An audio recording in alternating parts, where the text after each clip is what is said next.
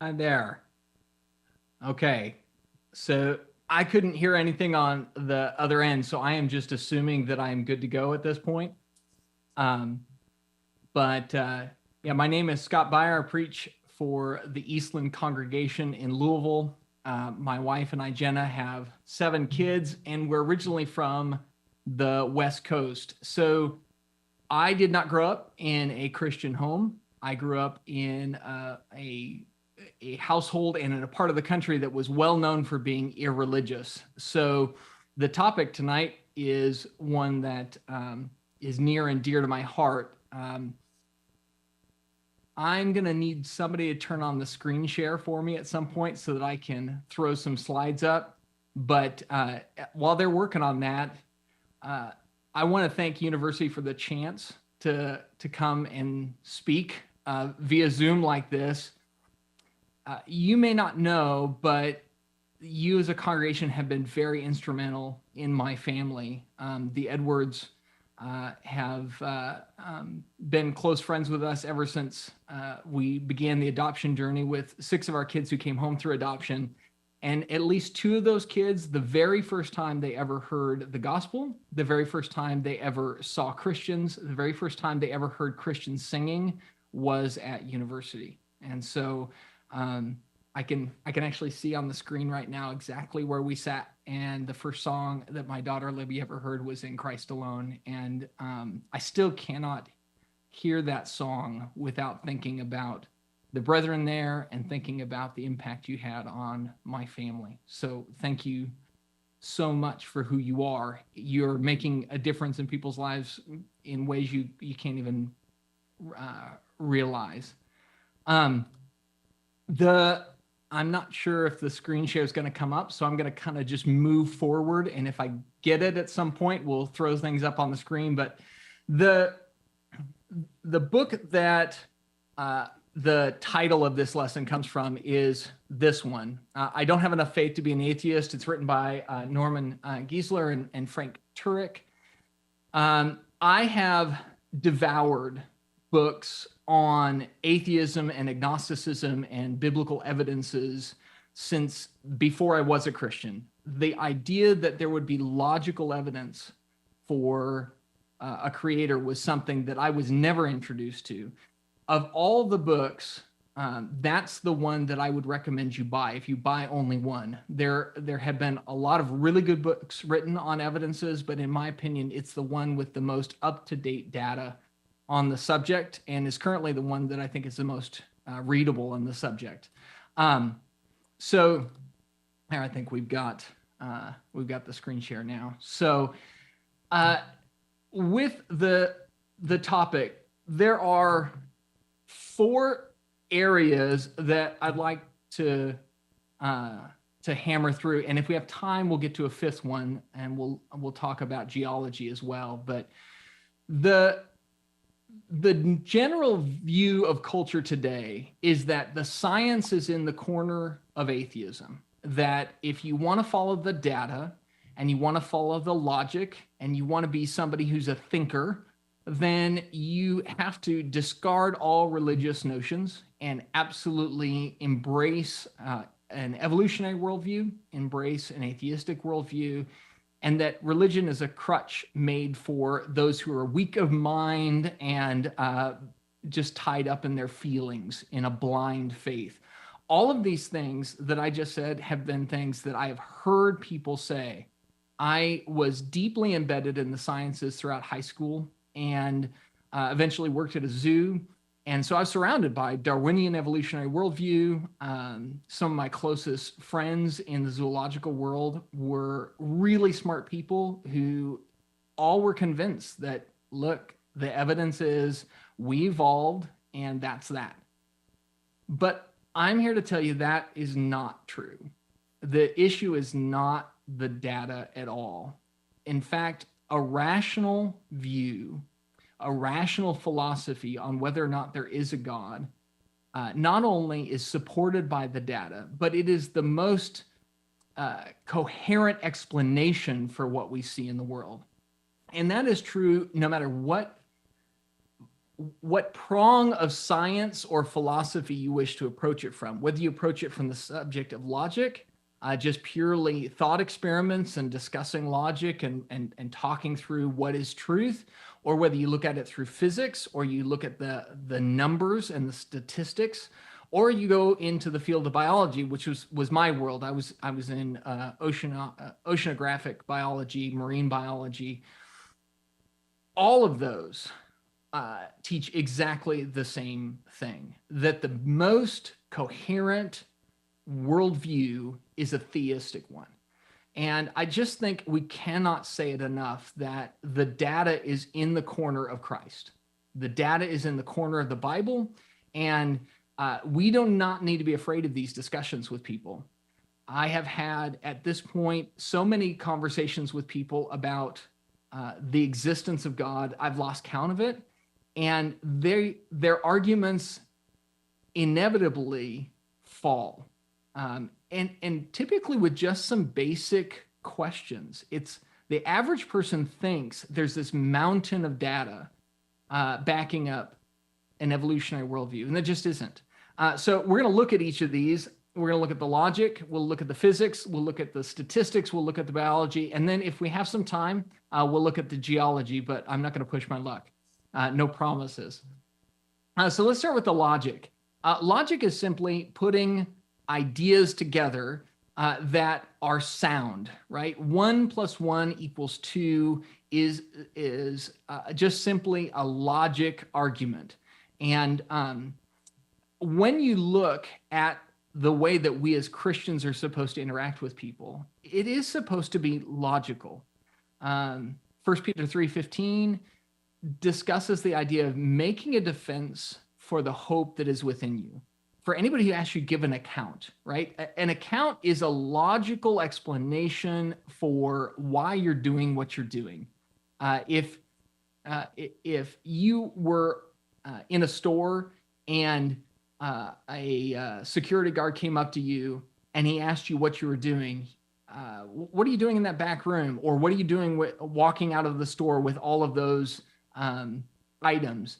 You would have to give a logical defense for why you were doing what you were doing. It's a completely appropriate thing for people to expect you to give a logical answer for your behavior. And God expects us to do that. When people ask us, why are we Christians? Why do you live the way you do? We should give a logical answer. In Acts chapter 17, Paul is described as, and this was his habit everywhere he went, he was reasoning in the synagogue with the Jews and the God-fearing Gentiles, and in the marketplace every day with those who happen to be present. Reason is in our corner. Christians do not need to be afraid of reasoning for truth. And Isaiah backs up that as well. God himself says, come now and let us reason together. So the logic question that we've got to deal with when we're talking about, is there a God?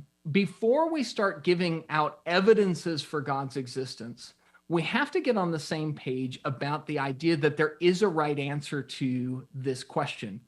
Unfortunately, we're living more and more in what's called a postmodern world. A postmodern world takes the worldview that truth is what you make it. You can decide your gender, and biology has nothing to do with it. It's just whatever you want it to be and however you feel. You can decide your truth. People will talk about things like my truth, and then there's your truth. And I'm glad that's true for you, as if truth was something that was independent of each of us. So before you start having a conversation about the existence of God, what I find a lot of times I have to do is I have to back up with people and have a conversation about truth in and of itself. What is truth? Can you know what's true? That's one of the major tenets of agnosticism is the idea that truth is not knowable. There are really two types of agnostics. There are those who say, I don't know what's true. I don't know whether there's a God. And then there are those who say, you can't know whether there's a God. We have to ask the question, can you know truth at all? Can you know truth about God? The fact that God is an unseen deity, right? He himself describes himself as the invisible God, makes the subject a little bit more difficult sometimes. And when you hear the argument, well, I believe in God if he just kind of came down and zapped me or spoke from the heavens, though I don't agree with that logic, I can understand it because it's much easier to believe in things that you can see and touch and feel and hear. So God is not any of those things. So how is it possible? Is it possible to know truth about God? And then the last thing is, who cares? Ironically, you can go through the whole conversation about truth and then get to the end of it and somebody says, well, I just don't care. And that's nothing new either. The scriptures talk about the idea that people who don't have a love of the truth, that they might be saved. So when you're talking with somebody, you have to deal with the truth issue before you deal with the God issue. God is a God of truth. He's given us truth, and that becomes the foundation for a lot of the arguments that we're going to have. So let's define it for a second. Truth is that which describes an actual state of affairs. Right? Truth is the way things are, not the way you want them to be, not the way you wish for them to be, but just the way they actually are. You probably have experienced at some point in time in your life where you got done with a meal and they brought the bill and the bill was higher than what you expected it to be. And so you kind of go line item by line item and you realize, no, those are all the things we ordered at the restaurant. This is the correct number at the bottom.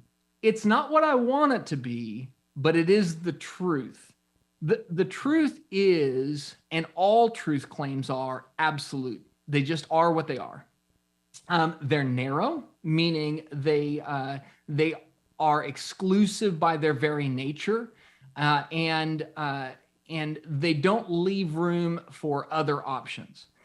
When we're talking about the existence of God, either God is or God isn't. There is no in-between ground. There is no, well, God is real for you, but not for me. That is not a valid truth claim, that God exists for some, but not for others. In the same way, the variety of different types of gods that the world exists in. You have the pantheistic worldview of Buddhism and Hinduism, where God is in us and amongst us, and we all kind of are a part of deity. In fact, a very common Hindu greeting is, the God in me greets the God in you. If that's true, where God is kind of like the Force on Star Wars, then the idea of the God of the Bible can't be true, because he's not a God who is just a part of everybody and we all have a piece of him. He is a distinct being. He has distinct feelings. He has made distinct choices. He has distinct views about what is right and wrong. Sometimes he's happy when we're sad. Sometimes he's sad when we're happy. They can't be both correct. And that is also true of the God of the Quran or the God of the Mormon Bible. So when you're talking about truth claims, they are by definition absolute. They are narrow and they are exclusive, and they really don't care about your feelings. That's the other thing that we have to just accept, is that sometimes the truth is very uncomfortable, and we like to be comfortable. And so as you're talking with people, one of the things that you will probably find is that you're having kind of two things going on at once. You're talking about truth claims, but you're also dealing with the fact that they're human beings with feelings.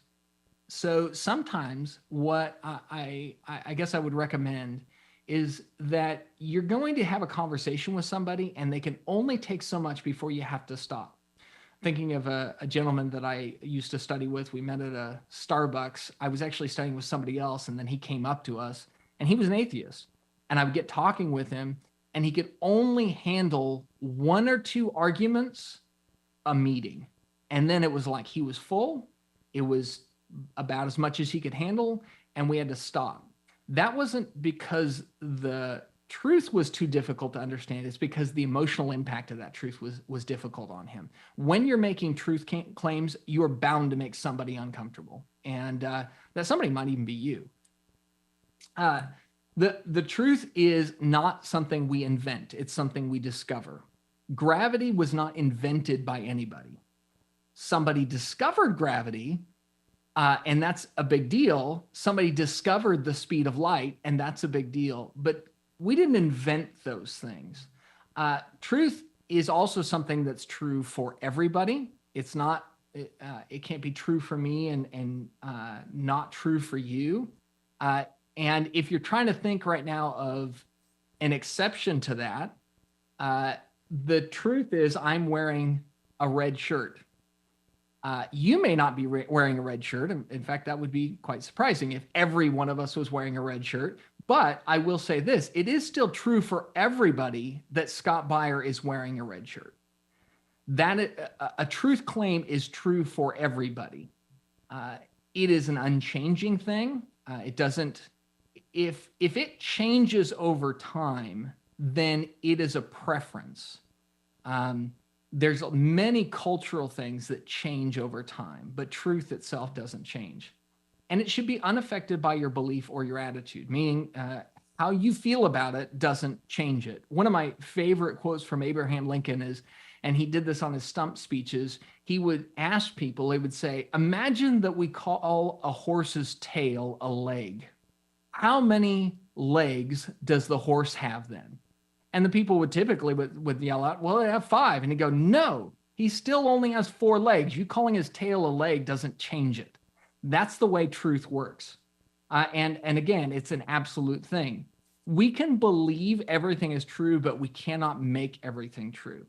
That is the culture that we live in today, where people want to believe everything is true, but that doesn't make it true. The best tool that we have in our corner in representing God is that as much as people want to believe whatever they want to believe about God or not believe about him, they still have to live in his real world. His world is still his world, and we're still created beings in his image, whether we like it or not. That me denying God's existence doesn't make him less God, and it doesn't make it any less his world. And you see the impact of that all the time. In the world of logic, in the book, they call it the Roadrunner argument. One of the things that I want you to see is that when you talk with people, I want you to begin to listen for Roadrunner arguments. If you remember the old cartoon, Wile E. Coyote was always trying to catch the Roadrunner, and he had this kind of cartoon trick where he would be running, and then all of a sudden he would stop in midair, having run out, and instead of falling immediately, he would look around, the Roadrunner would be safe, and he'd be off the edge of the cliff, and he'd kind of hang there in midair for 5 seconds until he finally plummeted. There are arguments that are just like Wile E. Coyote. They seem good, but they have absolutely no support to them. So let me give you some examples of those. There is no such thing as truth.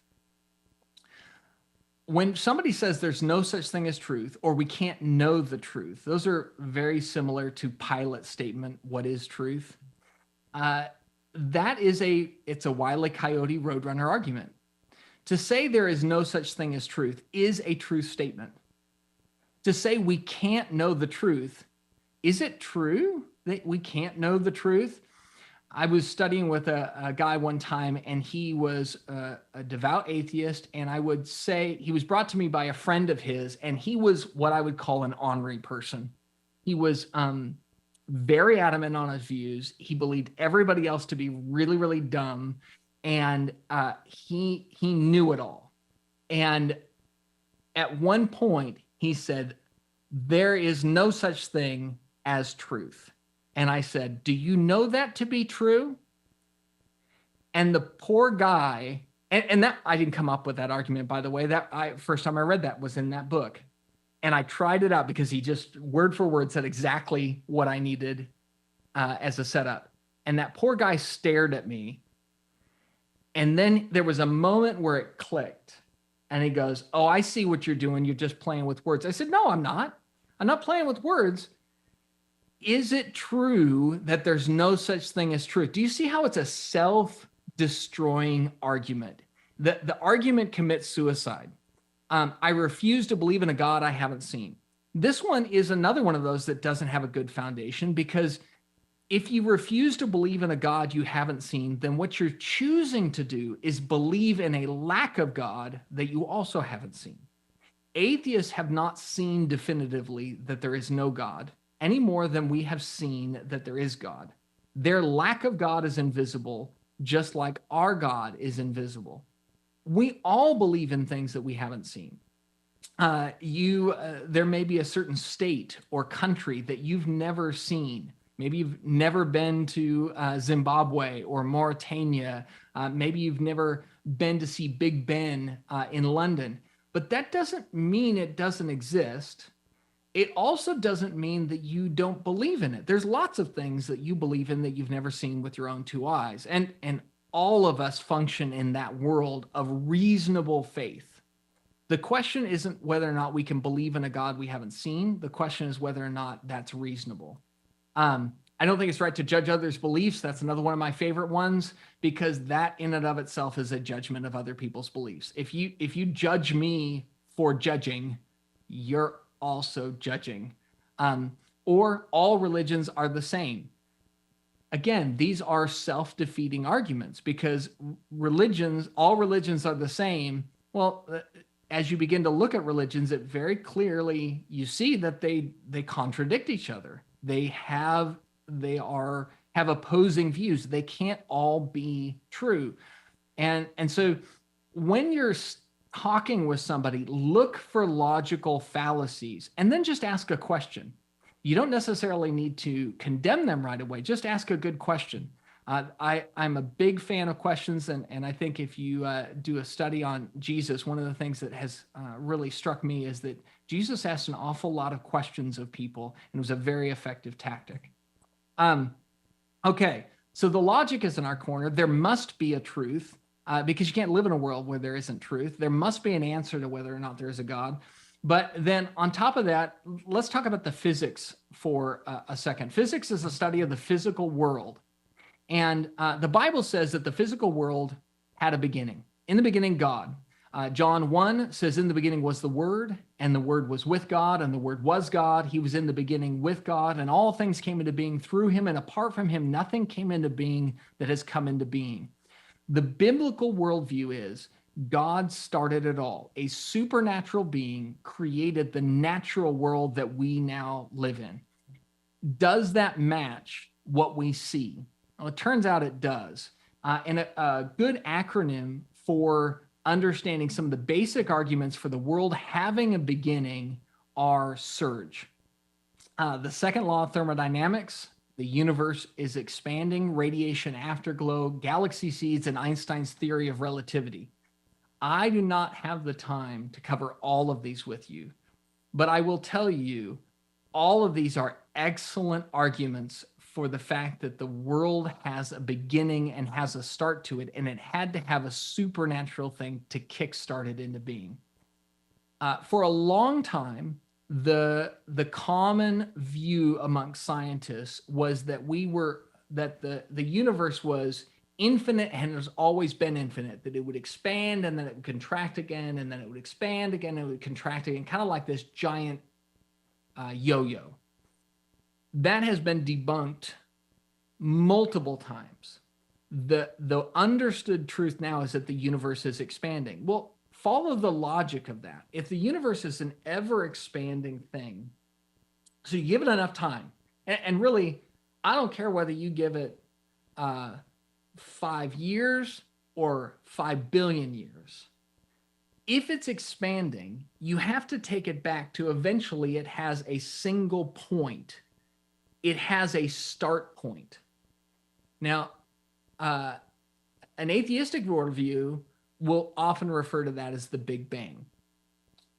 I have no problem with the idea of a Big Bang. And let me explain that very quickly, what I mean by that, before people get up and walk out of the auditorium. I have no problem with the idea of a Big Bang from the standpoint of there being in a beginning moment to creation. I just believe in a God who banged that Big Bang. I think God did it.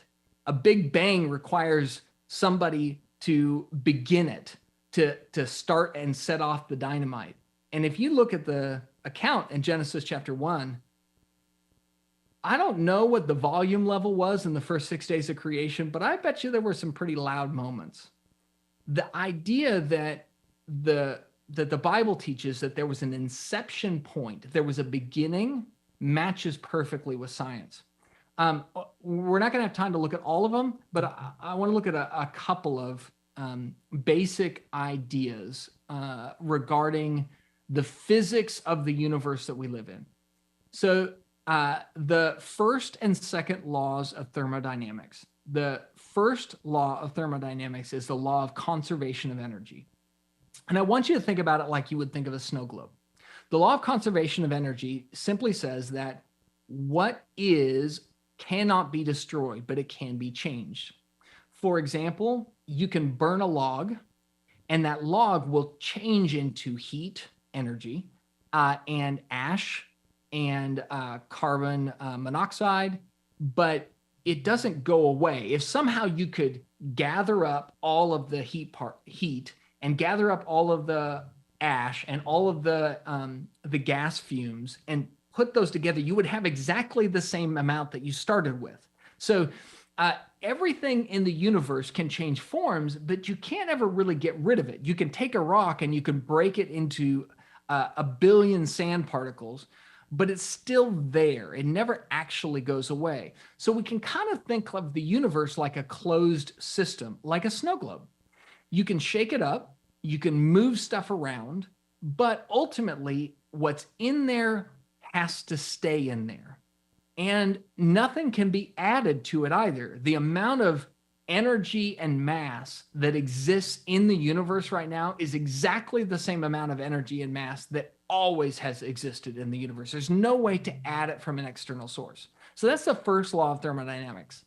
The second one goes right alongside it, which is the law of entropy. That is, everything is slowly becoming more chaotic and less useful. The second picture I have up there on the right is it's called a Newton's cradle, and you've probably seen that it's a kind of toy that somebody sits on their office desk, and you just pull one of the balls back and you let it go, and it knocks against the other ones until the farthest one pops up just like the first one had. But as one goes down and hits all the ding, ding, ding, ding, ding, the balls in the middle, and the second one goes up, it goes up almost as high as the initial height on this side. Almost as high, but not complete. And if you give it enough time, that thing will go back and forth for quite a long time, but slowly but surely, they will reach a point of rest where there is a loss of usable energy. It kind of bleeds off of the system because of inefficiency. Everything in the universe is that way. Everything is slowly becoming less and less usable, because just like the heat from the log, you can gather some of the heat and reuse it, right? You can have a coal-fired, steam-powered train. You can gather some of that energy from burning things, but not with 100% efficiency. There's always something lost in every transaction. In fact, if you take chemistry, they'll talk about the law of entropy as a way of studying every chemical reaction, because every chemical reaction requires entropy. There's got to be some loss in the process.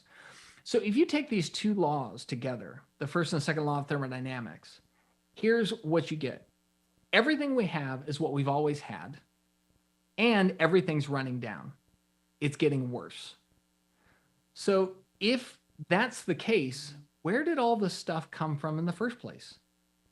Since we can't add any, and it's all getting worse, slowly becoming more chaotic, there has to be an anti-chaotic force, an orderly force, an intelligent force that put all of that ordered information in there in the first place.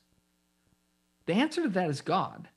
What you're describing is an all-powerful, supernatural, intelligent, orderly being who has the ability to infuse infuse energy in an orderly way into the cosmos, that's God.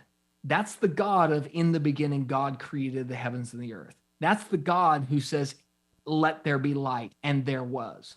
So the first two laws of thermodynamics, which are the laws that all physics are built off of, by the way, these are laws that are so well foundational to physics that you can't really talk about physics without them. They have baked into them the idea of a creator who infuses the energy into the world. Another area we can look at are the statistics. So if you're a numbers person,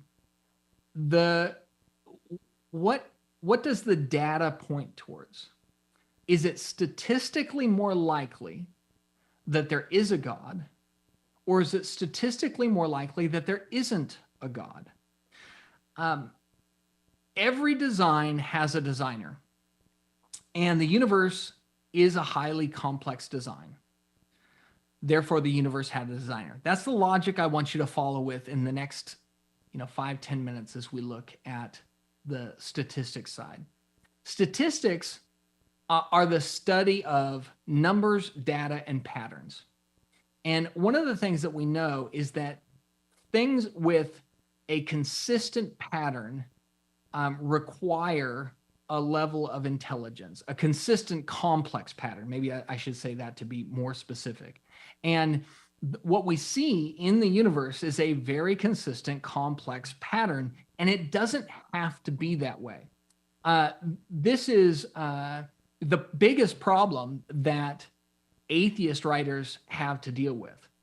If you haven't heard of him before, Richard Dawkins is arguably the most well-known, most influential atheist in the world today. He has spent his entire adult existence trying to prove to everybody that God doesn't exist. And he wrote a book, probably his most famous book. He's written a lot of books, but his most famous book is called The Blind Watchmaker. The entire book is dedicated to the idea of saying the world looks like a watch. It looks like it has complex details to it, cogs and gears and wheels and everything having a purpose and interconnected so that it can do complex things and functions. It looks exactly like a watch, but it really isn't. It's really just something that blindly, accidentally happened. And it is his biggest argument that he's making all the time is that I know the world looks like it is complex and organized, but really it's not organized. It's all a giant accident. As a general rule of thumb, look at where the enemies place the most troops and you'll find their weakest defenses. Richard Dawkins spends the bulk of his time talking about how the complexity of the universe is actually accidental for a reason, because that is the weakest point in their arsenal. We live in a highly complex, highly imaginative ecosystem.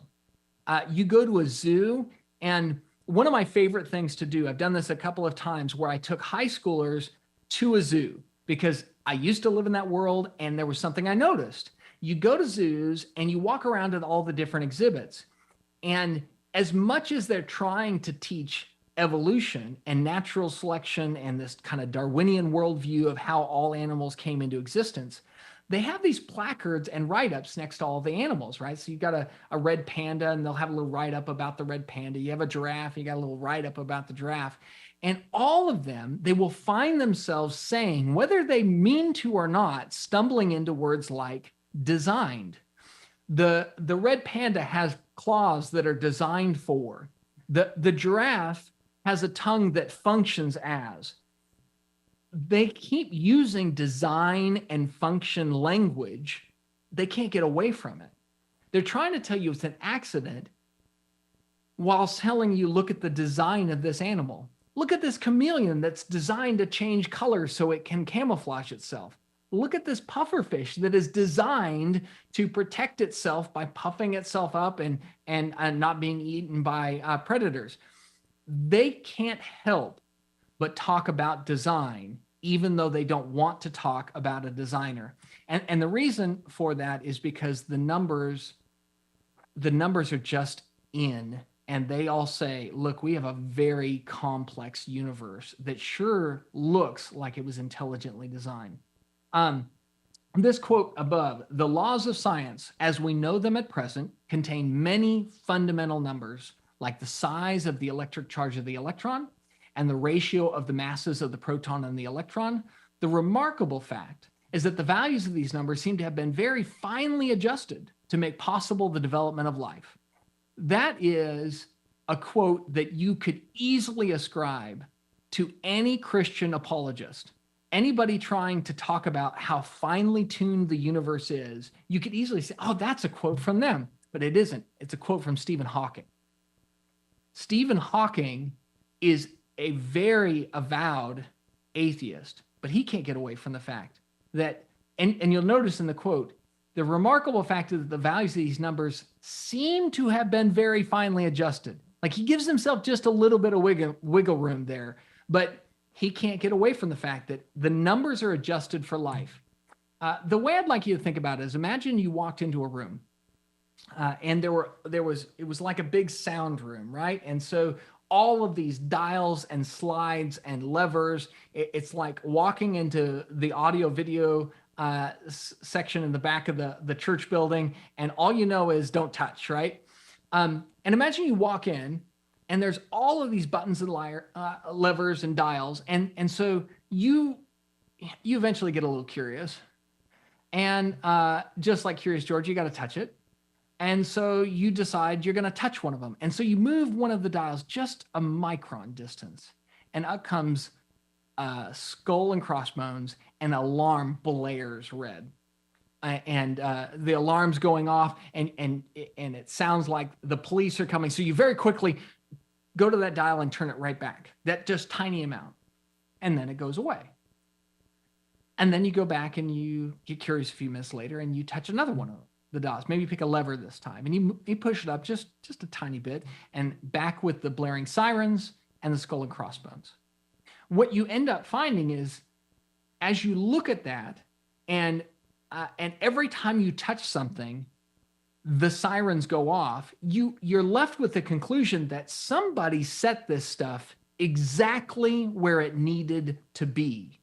It didn't have to be set this way, but somebody obviously did, so that it would be exactly right, so that the skull and the crossbones go away. That's the universe that we live in.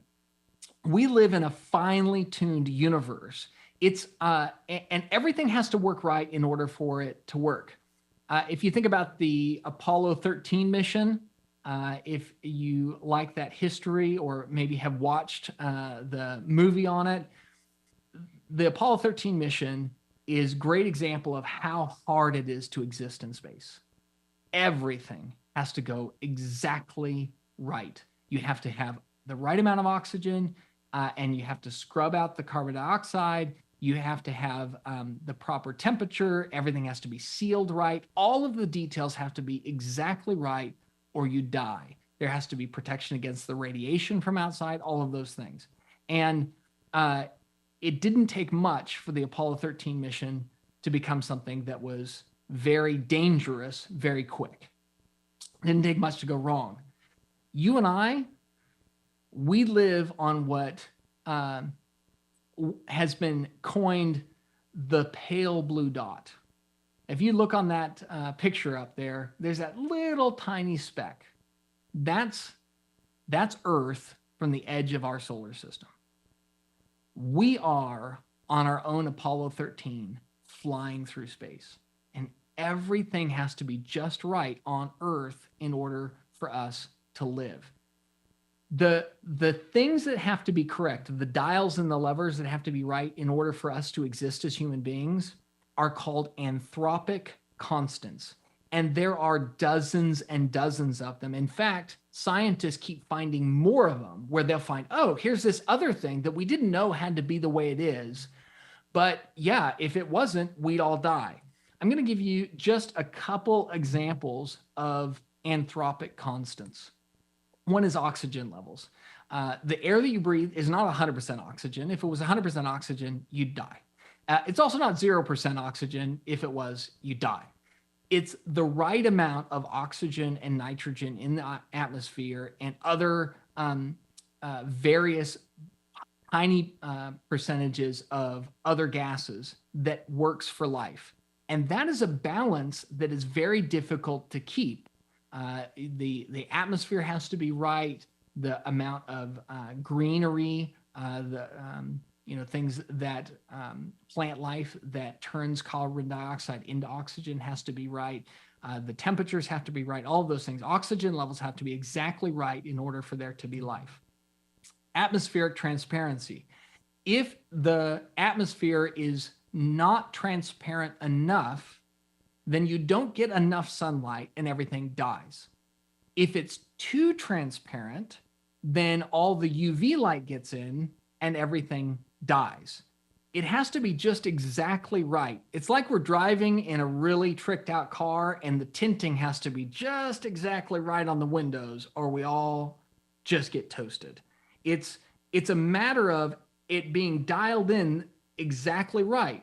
And turns out the Earth has exactly the right amount of atmospheric transparency for life. Too much, we all die. Not enough, we all die. The Moon-Earth gravity interaction. So the moon is close to the Earth, but it's not too close. And it controls the tides, amongst other things. But the biggest thing that it controls is the tides. If the moon were any closer, and it wouldn't take much. We're not talking massive distances. If the moon got closer, the tides would be so high that all life would be wiped off the Earth. It'd be too chaotic and havoc would be wreaked by the oceans due to the gravitational force. If there wasn't enough, if it was further away, you wouldn't have enough tidal movement.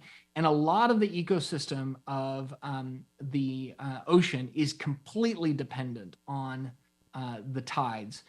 In fact, if you are into marine biology like I am, the vast majority of life that is studied in the ocean exists within the tidal zone, areas that are affected by the tide.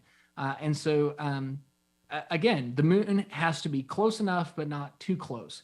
And it just happens to be just right where it needs to be. Carbon dioxide levels, they need to be at the right level or we all die. Gravity has to be the right amount. Too much gravity, we all die.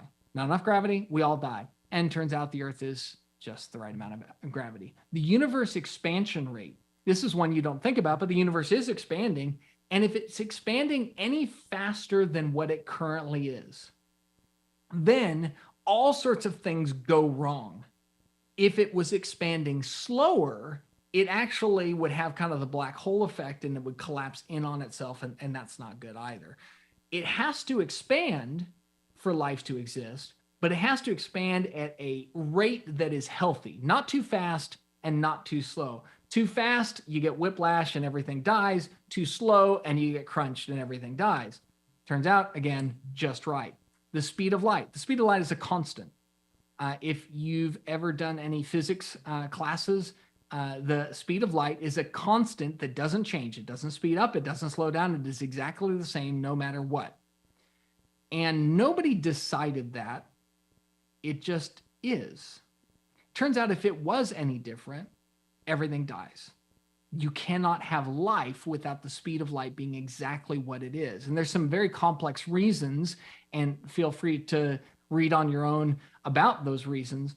But the speed of light has to be a constant. Turns out it is exactly what it needs to be. It's almost like somebody chose it. It's almost like there was a creator who designed it. The Jupiter guard. Not only do you have to have a planet that things are all right on, but you also have to have a larger planet that protects it from asteroids and cosmic radiation and all sorts of things like that. Well, we have Jupiter. Jupiter is not too close to cause us problems. It's not too far enough that it doesn't help us, but instead Jupiter works like a giant magnet to suck in all of the sort of asteroids that would destroy life here on Earth, almost like God made it as a giant guardian for us. Earth's rotational speed, if it rotated any faster, we'd be dead. If it didn't rotate, we'd be dead. You get the idea at this point. Atmospheric discharge rate, again, these are just 10 of them. There are dozens of these where the dial is exactly where it needs to be. In fact, the chances of life happening randomly, of life randomly occurring, is that amount of zeros. And I want to give you an idea of how big of a number that is. The number of atoms in the universe is the red zeros. And yet we keep going with another 30, 35 zeros after that. The chances of accidentally the universe having all the anthropic constants the way that it is equal to something like, there's been several examples that have been given. One of my favorite ones is, imagine you had a laser pointer that was 1 atom wide. It's a single atom wide laser pointer. And you have one chance to point it. And you have to do it randomly. So you just like throw it and spin it or something like that. And the first atom it touches, there's 1 atom in all the universe.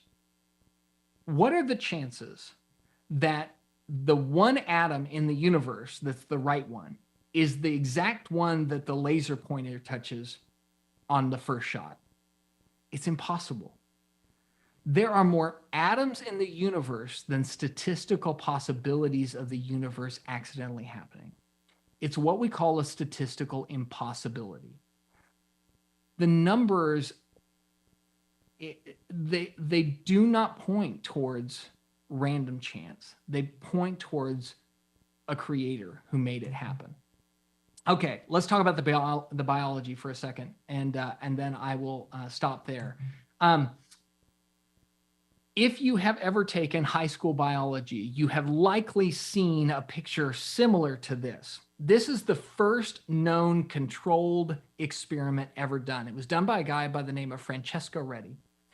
And when Francesco Redi lived, people believed quite commonly in spontaneous generation. This was not that long ago. This was in the late 1600s. And he hypothesized that spontaneous generation wasn't true. Spontaneous generation is a belief that life comes from non-life. So people would look at rotting meat, and then the next day they would see that there were maggots there, and they would say, oh, maggots come from rotting meat. Or in fact, Aristotle wrote and put down how he believes scallops came from sand. Sand was what created scallops, which is a delicious idea, but not accurate. Spontaneous generation was highly agreed upon science for a very long time because there was so much seen that seemed to imply that at least some life, some simple life forms such as flies, maggots, and so forth, did spontaneously generate. Francesco Redi thought that was incorrect. So he performed this experiment where he took rotting meat, and he took one, he left it open. That was his control. One, he corked it. And the other, he put cheesecloth over the top. What he found was that the corked one didn't grow anything. The open one did exactly what everybody had always seen. But the one with cheesecloth, the maggots grew on top of the cheesecloth. They never touched the meat. So he was the first guy to figure out, now, wait a second. It's not the meat. They just happen to be laying their eggs in the meat. And so he was the first guy to say that spontaneous generation, we could prove that it's incorrect. Turns out people continued to believe in spontaneous generation into the 1800s until Louis Pasteur did a similar, slightly different, but similar experiment. And then finally everybody said, oh, I guess that's really true. Spontaneous generation doesn't happen. So it turns out science, the very first science experiment that we have recorded said life never comes from non-life. Except evolution requires life to come from non-life. This is the biology problem. Evolution, if you kick the can far back enough, at some point, there was goo, and then it turned into you. At some point, whether you say it was 5,000, 5 billion, 50 billion, 100 billion, maybe life started on another planet, it doesn't matter where you started. You can kick it back as far as you want. But at some point, you have to simply say, life came from non-life. And what's the first rule of biology? Life never comes from non-life. And so it is the great biology problem that they have, and they avoid talking about. Dawkins himself has come on record as saying, well, maybe we came from aliens and aliens seeded the earth. You can actually go and watch his interview on that, where he says that. He kind of quickly backpedals because he realizes it sounded really bad. But he didn't have a better answer, because at some point, an atheistic worldview says both matter came from nothing, which we know not to be true. That's the first and second law of thermodynamics. And life came from non-life, which we know to be true. Francesca already proved that to be not true. The other thing that biology teaches us is that we have certain things that are irreducibly complex. A mousetrap is a great example of something that's irreducibly complex. You have a platform, you have a lever, you have a spring, and you have a plate that actuates it. You have to have all of those pieces. If you try and take any one of those things away from a mousetrap, you don't have a mousetrap anymore. And if somebody's really clever, they go, well, you don't need a platform. You could attach it to the ground, and then you could still have a mousetrap. And that's true, but then the ground just becomes your platform. You have to have a platform. You have to have all of those things. And if you take away any one of those things, you don't have a mousetrap. They all have to be there, and they all have to be there at the exact same time. One of the things that we find in animals is that animals are irreducibly complex.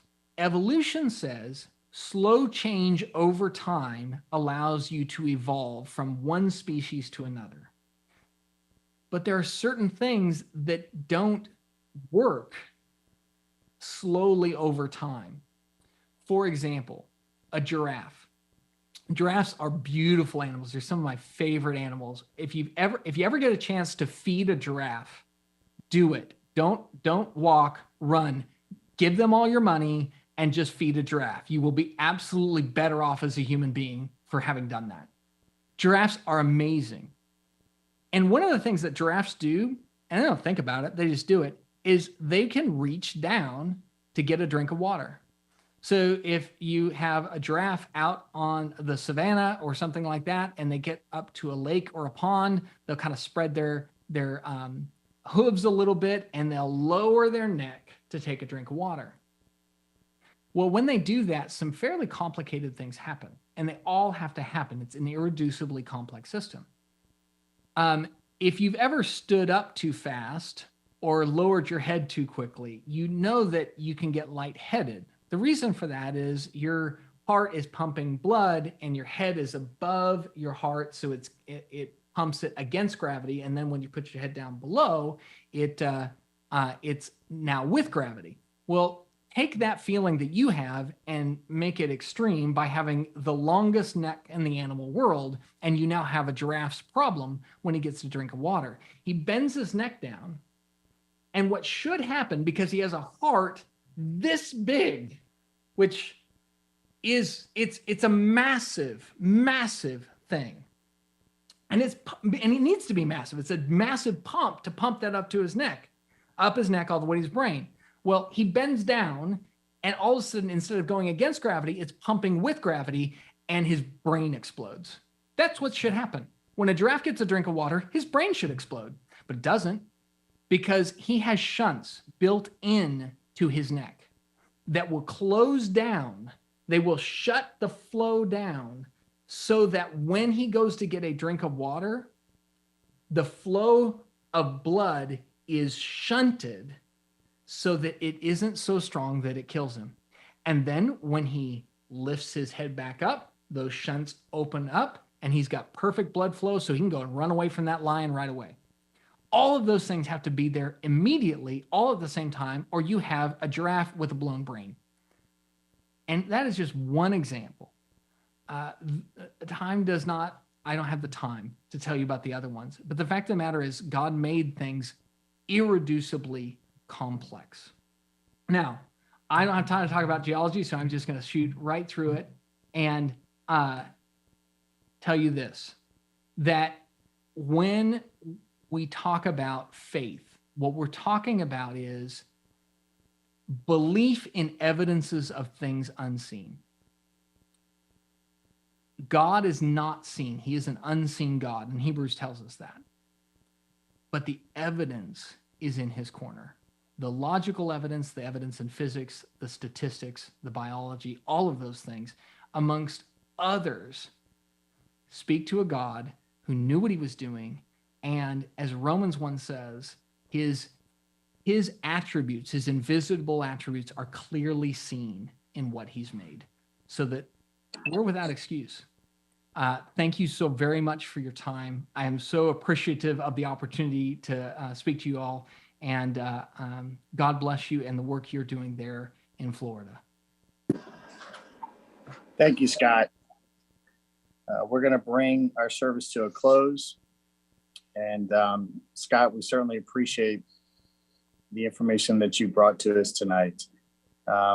We've had to improvise with me logging into my phone, so we are going to do that now. We're going to have a final prayer, and then we'll close our service.